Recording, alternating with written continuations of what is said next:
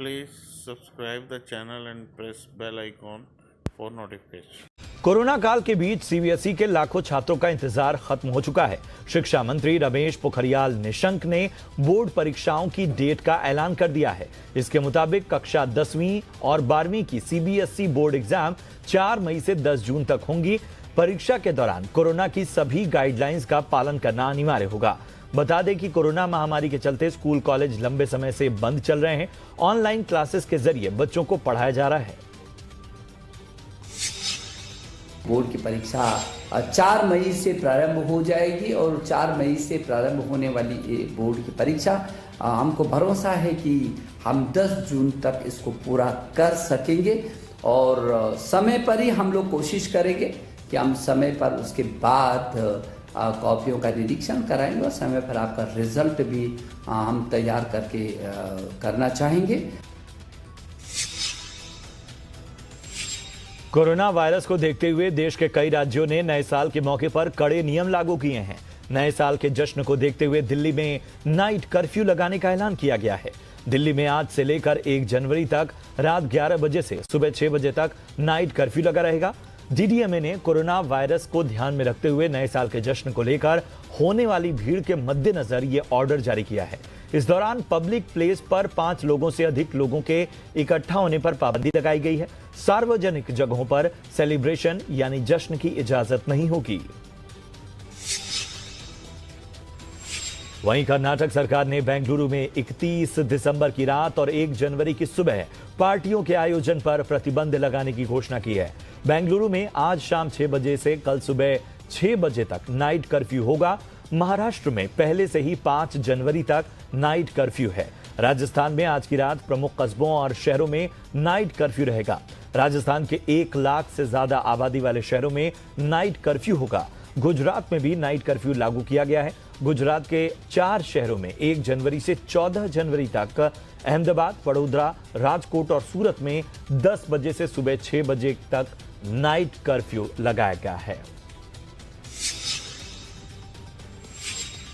नए साल की दस्तक के साथ ही देश में अब कोरोना वैक्सीन को लेकर बड़ी तैयारी शुरू हो गई है। भारत सरकार ने फैसला किया है कि 2 जनवरी से देश के हर राज्य में कोरोना वैक्सीन का ड्राई रन किया जाएगा। इस बात की जानकारी स्वास्थ्य मंत्रालय ने दी। अब तक देश के 4 राज्यों में ही ऐसा ड्राई रन किया गया, जिनमें पंजाब, असम, गुजरात और आंध्र प्रदेश शामिल थे। चारों राज्यों में ड्राई रन को लेकर अच्छे रिजल्ट सामने आए, जिसके बाद अब सरकार ने पूरे देश में हर राज्य में ड्राई रन को लागू करने का फैसला किया है। पीएम मोदी ने आज गुजरात के राजकोट में एम्स की आधारशिला रखी। साथ ही पीएम मोदी ने भरोसा जताया कि भारत। पीएम ने कहा कि अब दवाई भी और Please subscribe the channel and press bell icon for notification. कड़ाई भी के मंत्र से आगे बढ़ना होगा। पहले कहता था जब तक दवाई नहीं तब तक ढिलाई नहीं, बार बार कहता था। अब दवाई सामने दिख रही है, कुछ ही समय का सवाल है, तो भी मैं कहूंगा। पहले मैं कहता था दवाई नहीं तो ढिलाई नहीं, लेकिन अब मैं फिर से कह रहा हूं दवाई भी और कड़ाई भी। कड़ाई भी बरतनी है और दवाई भी लेनी है। इधर कोरोना संकट के बीच एम्स के डायरेक्टर रणदीप गुलेरिया का बयान सामने आया है। गुलेरिया के मुताबिक अगर देश में सब कुछ ठीक रहा तो अगले कुछ दिनों में भारत को भी वैक्सीन मिल जाएगी। गुलेरिया ने कहा कि ब्रिटेन में ऑक्सफोर्ड एस्ट्राजेनेका की वैक्सीन को मंजूरी मिल गई है। उनके पास मजबूत डेटाबेस है और भारत में वही vaccine serum institute of India बना रही है। ये न सिर्फ भारत के लिए बल्कि दुनिया के कई हिस्सों के लिए एक बड़ा कदम होगा। देश में कोरोना के नए केसेस की तुलना में ठीक होने वालों की संख्या लगातार ज्यादा बनी हुई है।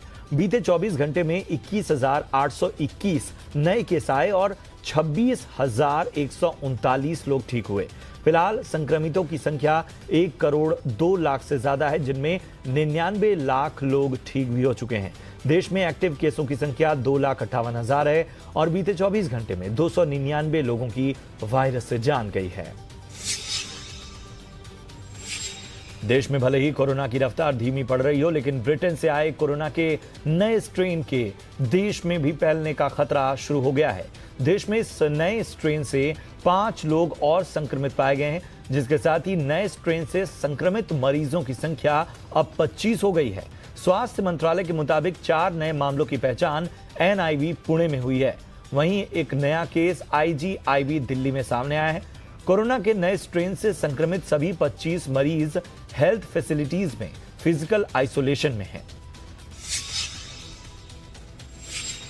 पश्चिम बंगाल में TMC ने राज्य के राज्यपाल जगदीप धनखड़ की भूमिका पर सवाल खड़े किए हैं। इतना ही नहीं, पार्टी ने राष्ट्रपति से धनखड़ को पद से हटाने की मांग तक कर दी है। TMC ने आरोप लगाया है कि राज्यपाल राजभवन से राजनीति कर रहे हैं। वो मुख्यमंत्री ममता बनर्जी के खिलाफ गलत भाषा का इस्तेमाल करते हैं। दरअसल राज्यपाल जगदीप धनखड़ ने कई मौकों पर राज्य सरकार की आलोचना की है, चाहे वो JP नड्डा पर हमले की बात हो या फिर राज्य में किसान सम्मान निधि योजना को लागू न करना हो। राज्यपाल द्वारा पार्टी की खुलेआम आलोचना से TMC गुस्से में है। कोरोना की मार झेल रही दिल्ली के लिए नया साल का जश्न मनाना भी मुश्किल नजर आ रहा है। मौसम विभाग के मुताबिक पारा 3 डिग्री तक नीचे गिर सकता है और पहले हफ्ते में बारिश भी हो सकती है। मौसम विभाग ने बताया कि नए साल के पहले हफ्ते में कई मैदानी राज्यों में बारिश ठिठुरन बढ़ा सकती है। इस दौरान पहाड़ी इलाकों में बर्फबारी, मैदानी इलाकों में शीतलहर और कोहरा परेशानी बढ़ाने वाला होगा। Please subscribe the channel and press bell icon for notification.